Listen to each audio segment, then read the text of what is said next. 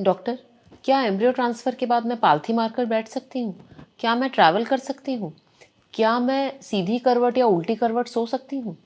ऐसे और इसके जैसे कई अन्य सवाल हैं जो एम्ब्रियो ट्रांसफ़र के बाद मरीजों के मन में रहते हैं।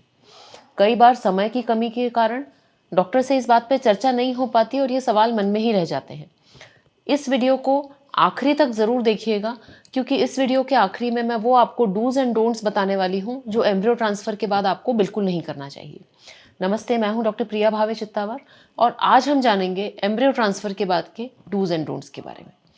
एम्ब्रियो ट्रांसफ़र का जो प्रोसेस है ये आईवीएफ का आखिरी प्रोसेस है। इसका ये एक कल्मिनेशन है जो हमारे कई महीनों की मेहनत है, हमारी सारी आशाएं आकांक्षाएं इस पॉइंट पे आके केंद्रित हो जाती हैं। इस पॉइंट के बाद हमें क्लिनिक जाना नहीं होता, घर पे रह के अपना ध्यान रखना होता है और जाहिर सी बात है कि बहुत सारे सवाल हमारे मन में आते हैं। कॉमनली जो सवाल मुझसे मरीज पूछते हैं वो है एक नॉर्मल एक्टिविटीज़ और लाइफस्टाइल के बारे में।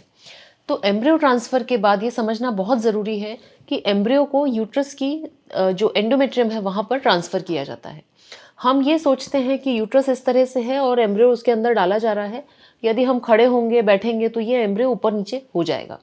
हकीकत ये है कि एंडोमेट्रियल कैविटी जो है ये एक्चुअली एक कैविटी नहीं होती।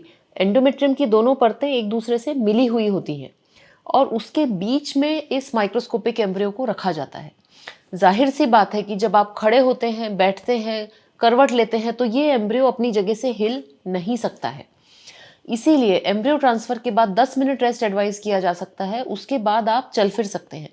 आप पालथी मारकर बैठ सकते हैं, आप ज़मीन पर बैठ सकते हैं। बहुत से लोग पूछते हैं क्या हम इंडियन टॉयलेट यूज़ कर सकते हैं? तो जी हाँ, आप निसंकोच इंडियन टॉयलेट यूज़ कर सकते हैं। आप स्क्वैटिंग करके टॉयलेट जा सकते हैं। इससे आपके एम्ब्रियो ट्रांसफ़र के परिणाम के ऊपर कोई भी असर नहीं पड़ेगा। इसके अलावा एम्ब्रियो ट्रांसफ़र के बाद ट्रैवलिंग यानी कई बार हम अपने शहर से अलग दूर जाके आईवीएफ का ट्रीटमेंट लेते हैं। एम्ब्रियो ट्रांसफ़र के 1 या 2 दिन बाद आप आराम से ट्रैवल कर सकते हैं। यदि आपका घर बहुत दूर नहीं है, 1-2 घंटे के अंतर पे आप रहते हैं, रोड अच्छी है, तो आप जिस दिन एम्ब्रियो ट्रांसफ़र हुआ है, उसी दिन रात को या अगले दिन भी ट्रैवल कर सकते हैं। यदि आप एयर ट्रैवल करना चाहते हैं, आपकी बहुत लंबी फ़्लाइट है, आप किसी दूसरे देश से आके आईवीएफ करा रहे हैं, उस केस में एम्ब्रियो ट्रांसफ़र के 1 या 2 दिन बाद आप फ़्लाइट ले सकते हैं। परंतु जब भी ये ट्रैवल 2 घंटे से ज़्यादा का रहेगा तो आपको 2 प्रिकॉशंस लेने हैं। पहला प्रिकॉशन ये है कि यूरिन को बहुत ज़्यादा होल्ड करके नहीं रखना है, क्योंकि इससे यूरिनरी ट्रैक्ट इन्फेक्शन का चांस होता है और हम नहीं चाहते कि एम्ब्रियो ट्रांसफ़र के बाद किसी भी तरह का आपको इन्फेक्शन हो। तो जब भी आप ट्रैवल करें, हर 2 या 3 घंटे में वॉइड ज़रूर करें, यूरिन ज़रूर पास करें। दूसरा बहुत इम्पॉर्टेंट है कि जब हम लगातार बैठे रहते हैं ट्रैवल करने के लिए, चाहे वो कार से हो, चाहे वो फ्लाइट से हो, चाहे वो ट्रेन से हो, तो हमारे पैरों में खून जम जाता है और क्लॉट्स बनने की आशंका रहती है। स्पेशली जो लॉन्ग हॉल फ्लाइट्स रहती हैं, जो 10-10, 12-12 घंटे की फ्लाइट्स होती हैं, उसमें ये चांसेस ज़्यादा होते हैं। इसे अवॉइड करने के लिए एक तो हाइड्रेशन अच्छा रखें, यानी पानी नियमित पीते रहें। दूसरा, कुछ-कुछ समय के बाद में ब्रेक लें और चले फिरें। यदि आप 1-2 घंटा लगातार कार में बैठे हैं, तो आप उठ के और थोड़ी देर तक चले फिरें। एरोप्लेन में अगर आप बैठे हुए हैं, तो आप आइल सीट को चूज़ करके बीच में चलते-फिरते रहें, जिससे बॉडी में ब्लड सर्कुलेशन बराबर बनता रहे। यदि आप ये 2 प्रिकॉशंस लेते हैं तो ट्रैवल में मेरे हिसाब से एम्ब्रियो ट्रांसफ़र के बाद कोई भी आपको हर्जा नहीं है। आइए जानें वो क्या डोंट्स हैं, कौन-सी ऐसी चीज़ें हैं जो आपको बिल्कुल एम्ब्रियो ट्रांसफ़र के बाद नहीं करनी है। सबसे इम्पॉर्टेंट मेरे हिसाब से है, वो है मेडिसिन्स मिस करना। एम्ब्रियो ट्रांसफ़र के बाद में अक्सर देखा गया है कि पेशेंट्स जो हैं वो दवाइयाँ ले तो लेते हैं पर समय में आगे पीछे कर देते हैं। ध्यान रखिए कि एम्ब्रियो का इम्प्लांटेशन लगभग पूरी तरह से जो बाहर से हम हार्मोन्स ले रहे हैं उन पे निर्भर करता है। इसीलिए जो आपकी निर्धारित दवाइयाँ हैं, जो निर्धारित डोज़ है और जो निर्धारित समय है, इससे आप बिल्कुल भी नहीं चूकें। साथ ही जिस दिन आपका बीटा एचसीजी है, हो सकता है आपकी रिपोर्ट थोड़ी-सी लेट आए, तो आप 1 या 2 दिन की एक्स्ट्रा मेडिसिन ज़रूर अपने पास में रखें।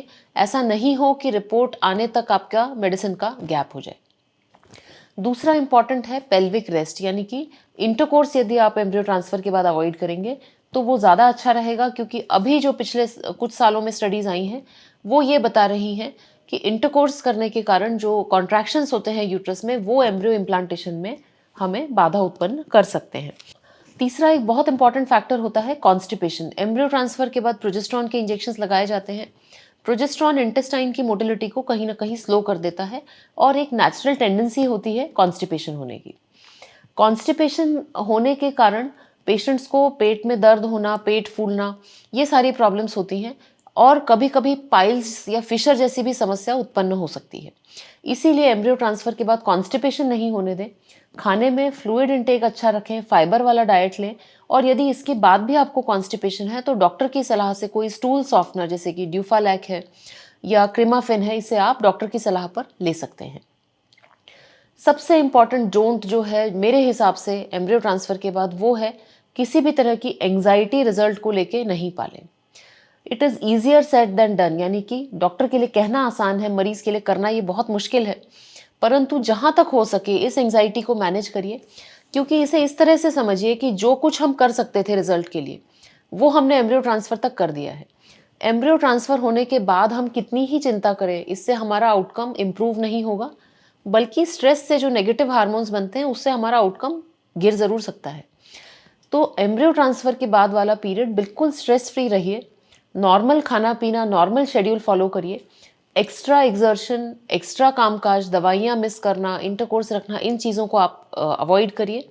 और आशा करती हूँ कि ये सारी जानकारी लेकर जब आप एम्ब्रियो ट्रांसफ़र को फेस करेंगे आप ज़्यादा कॉन्फिडेंट होंगे, स्ट्रेस फ्री रहेंगे, रिलैक्स्ड रहेंगे और आपका रिजल्ट भी जो है वो आपका मनचाहा ज़रूर आपको मिलेगा।